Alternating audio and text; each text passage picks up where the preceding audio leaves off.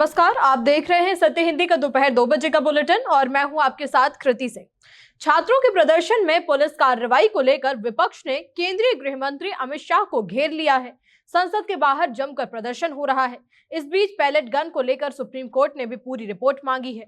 दूसरी तरफ भोपाल में किसानों के आगे भी सरकार को झुककर उनकी मांगे माननी पड़ी, तब जाकर आंदोलन खत्म हुआ। इन्हीं खबरों पर इस बुलेटिन में बात करेंगे, लेकिन उससे पहले आपको बता दें कि अब आप हमारे चैनल सत्य हिंदी की ऐप पर हमारे सभी न्यूज बुलेटिन, हमारे चैनल के सारे शो, हमारी वेबसाइट की सारी खबरें, सब कुछ बस एक क्लिक पर यानी कि आपके अपने सत्य हिंदी की ऐप पर देख सकते हैं। इसीलिए तुरंत डाउनलोड कर लीजिए। डाउनलोड करने के लिए लिंक आपको इस वीडियो के डिस्क्रिप्शन में मिल जाएगा। तो आइए अब रुक कर लेते हैं दोपहर की 5 बड़ी खबरों का। छात्रों के प्रदर्शन में पुलिस कार्रवाई पर जवाबदेही की मांग, राहुल बोले डर क्यों रहे शाह। संसद के बाहर विपक्ष का प्रदर्शन, खाली दान पेटियां और सरकार के खिलाफ जमकर नारे। सुप्रीम कोर्ट ने जंतर मंतर प्रदर्शन में पैलेट गन के इस्तेमाल पर सरकार से मांगी रिपोर्ट। भोपाल में किसान आंदोलन खत्म, सरकार ने मूंग खरीद समेत मानी किसानों की कई मांगे। पंजाब में भर्ती परीक्षा में गड़बड़ी के आरोप, बीजेपी ने खोला आम आदमी पार्टी के खिलाफ मोर्चा। लोकसभा में नेता प्रतिपक्ष राहुल गांधी ने जंतर मंतर पर छात्र प्रदर्शन के दौरान हुई पुलिस कार्रवाई का एक वीडियो एक्स पर शेयर करते हुए केंद्र सरकार पर बड़ा हमला बोला। राहुल गांधी ने मांग की है कि पूरे मामले की जांच सुप्रीम कोर्ट की निगरानी में एक स्वतंत्र हाई पावर कमेटी से कराई जाए, ताकि छात्रों के साथ क्या हुआ इसकी निष्पक्ष जांच सामने हो पाए और सच्चाई सामने आ सके। साथ ही राहुल ने एक और पोस्ट में यह भी लिखा कि अमित शाह संसद में आकर छात्रों के साथ हुई बेरहमी से जुड़ी हिंसा पर सफाई देने से इतना डर क्यों रहे हैं। ये उनके दोषी होने की भावना को साफ साफ दिखाता है। हॉकी इंडिया की राष्ट्रीय टीम की जर्सी के रंग को लेकर उठे विवाद के बीच कांग्रेस सांसद प्रियंका गांधी वाड्रा ने केंद्र सरकार और आरएसएस पर तीखा हमला बोला। उन्होंने कहा कि चाहे जर्सी का रंग बदला जाए या फिर शिक्षा नीति के जरिए इतिहास को बदलने की कोशिश की जाए, इससे देश की सोच और उसकी आत्मा बदल नहीं जाएगी। प्रियंका गांधी ने कहा कि देश के युवाओं की आवाज साफ सुनाई दे रही है। उन्होंने जंतर मंतर पर छात्र प्रदर्शन का जिक्र करते हुए भी कहा कि वहां मौजूद युवाओं ने जो बातें कही वही आज देश की आवाज बन चुकी है। उनके मुताबिक भारत की आजादी की लड़ाई सत्य और अहिंसा के सिद्धांतों पर लड़ी गई थी और देश की पहचान भी इन्हीं मूल्यों से जुड़ी हुई है। प्रियंका गांधी ने जंतर मंतर छात्र प्रदर्शन के दौरान पुलिस कार्रवाई का भी मुद्दा उठाया। उन्होंने सवाल किया कि राहुल गांधी जिस घायल छात्र को लेकर सामने आए थे, उसके पूरे शरीर में मिले पैलेट आखिर आए कहां से थे? क्या वो आसमान से गिर गए थे? अगर सरकार ने कोई भी जवाबदेही तय नहीं की और छात्रों के खिलाफ हुई कार्रवाई का सच सामने नहीं लाया तो हम और प्रदर्शन करेंगे। संसद परिसर में गुरुवार को भी विपक्षी दल केंद्र सरकार के खिलाफ जोरदार प्रदर्शन कर रहा है।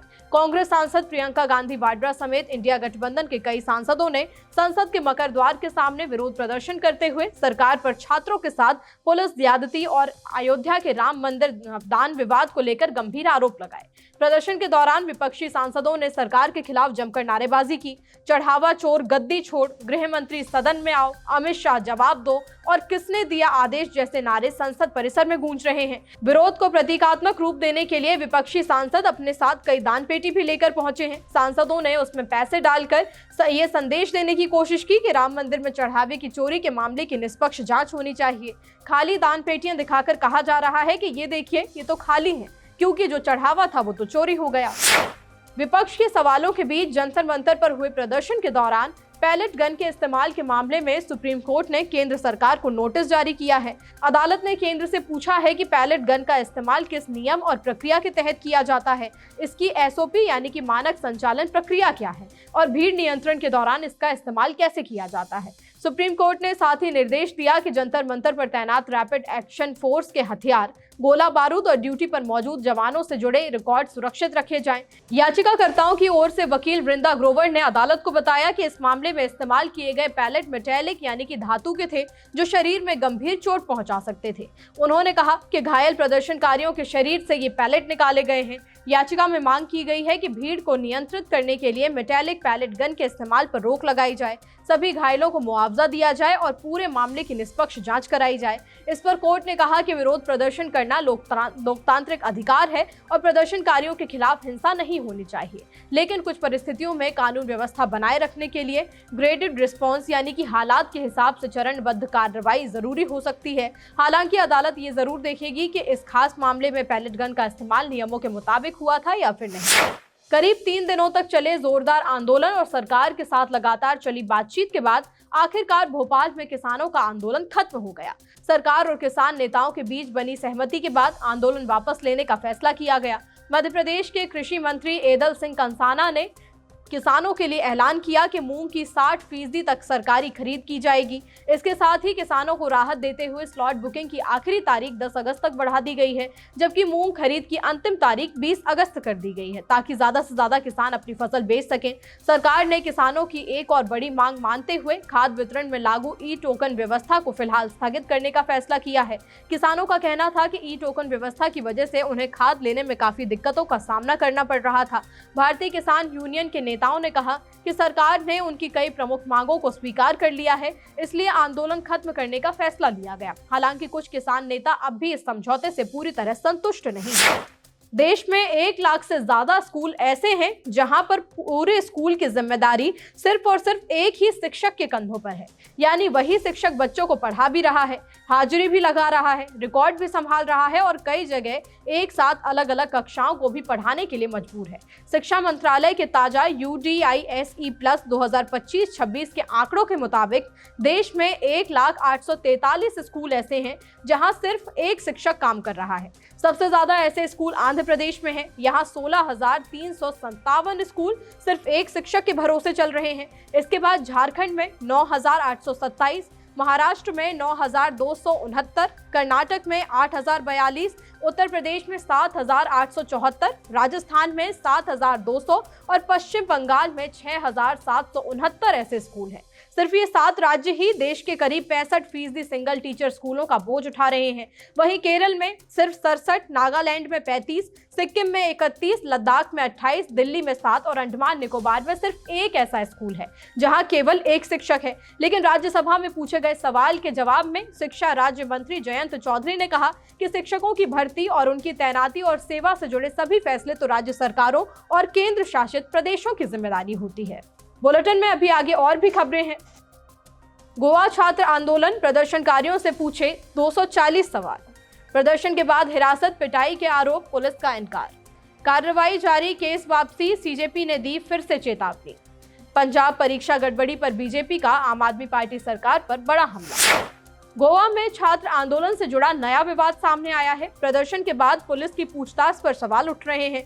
24 जुलाई को मापुसा में एक प्रदर्शन हुआ था। ये प्रदर्शन दिल्ली के जंतर मंतर आंदोलन के समर्थन में था। अब खबर है कि 2 कार्यकर्ताओं को पुलिस ने पूछताछ के लिए बुलाया। उनसे करीब 240 सवाल पूछे गए। इन सवालों में फ्री उमर खालिद पोस्टर का भी जिक्र किया गया।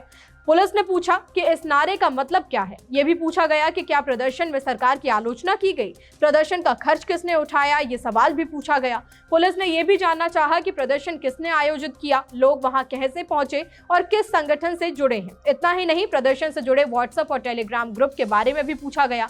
पुलिस ने मोबाइल जांच के लिए देने का सवाल भी किया। गोवा पुलिस का कहना है कि ये पूछताछ एक शिकायत के आधार पर हुई। पूछताछ पूरी होने के बाद दोनों लोगों को जाने दिया गया। उधर मुख्यमंत्री प्रमोद सावंत ने भी इस मामले पर बयान दिया। उन्होंने कहा कि फ्री उमर खालिद जैसे पोस्टर छात्र आंदोलन का हिस्सा क्यों बने, इसका जवाब मिलना चाहिए। उन्होंने ये भी कहा कि जो लोग माहौल बिगाड़ने की कोशिश करेंगे उनके खिलाफ कानून के मुताबिक कार्रवाई होगी। देश भर के छात्र प्रदर्शन के बाद कार्रवाई का सिलसिला अभी भी जारी है। प्रयागराज में एक 21 साल के युवक ने पुलिस पर गंभीर आरोप लगाए हैं। युवक का कहना है कि वो सिर्फ प्रदर्शन में शामिल था, उसने कोई तोड़फोड़ नहीं की थी, फिर भी पुलिस ने उसे हिरासत में ले लिया। उसका आरोप है कि हिरासत के दौरान उसके साथ मारपीट हुई। युवक ने बताया कि पहले पुलिस ने उसके पिता को बुलाया, फिर उसकी मां को थाने आने के लिए कहा। इसके बाद वो खुद पुलिस के सामने पहुंच गया। युवक का कहना है कि उसे 1 दिन से ज्यादा समय तक हिरासत में रखा गया। पुलिस ने उस पर बीजेपी नेता की गाड़ी तोड़ने का आरोप लगाया, लेकिन उसने इन आरोपों को पूरी तरह गलत बताया। उधर प्रयागराज पुलिस ने 26 और 27 जुलाई को 3 FIR दर्ज की हैं। ये मामले गाड़ियों में तोड़फोड़ से जुड़े बताए गए हैं। 2 शिकायतें बीजेपी से जुड़े लोगों की हैं। तीसरी शिकायत एक पूर्व बीजेपी सांसद के बेटे की है। वहीं पुलिस का कहना है कि किसी को हिरासत में नहीं रखा गया। पुलिस के मुताबिक CCTV फुटेज के आधार पर कुछ लोगों से पूछताछ हुई थी। पूछताछ के बाद सभी को छोड़ दिया गया। इधर बिहार से भी ऐसी ही खबर सामने आई है। भागलपुर में 17 साल के एक लड़के को पुलिस ने घर से उठाया। कांग्रेस की लीगल सेल का दावा है कि पुलिस सुबह करीब 4 बजे पहुंची थी। ये लड़का 25 जुलाई के छात्र प्रदर्शन में शामिल था। हिंसा के बाद पुलिस ने कई लोगों को हिरासत में लिया, इनमें ये नाबालिग भी शामिल था। अब पुलिस का कहना है कि मामला वापस लिया जा रहा है। एसपी के मुताबिक सरकार के फैसले के बाद कार्रवाई रोकी जा रही है।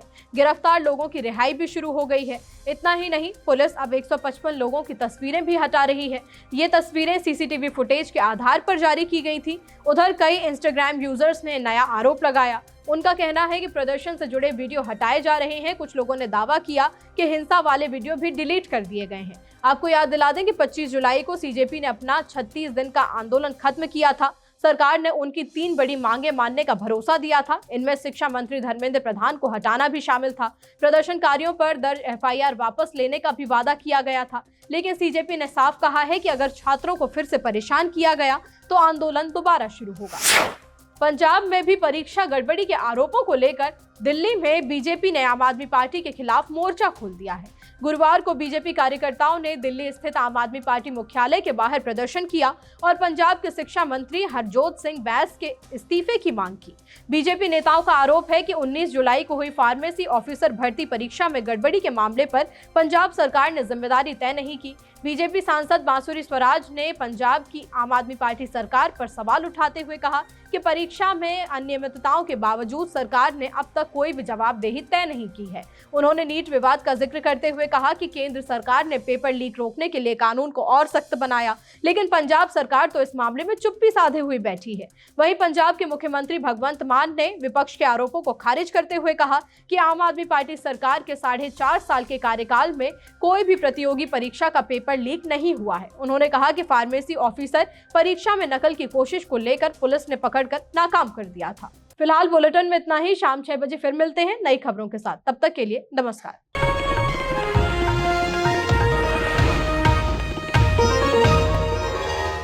Copyright disclaimer under Section 107 of the Copyright Act 1976. Allowance is made for fair use for purposes such as criticism, comment, news reporting, scholarship, and research. Fair use is a use permitted by copyright statute that might otherwise be infringing.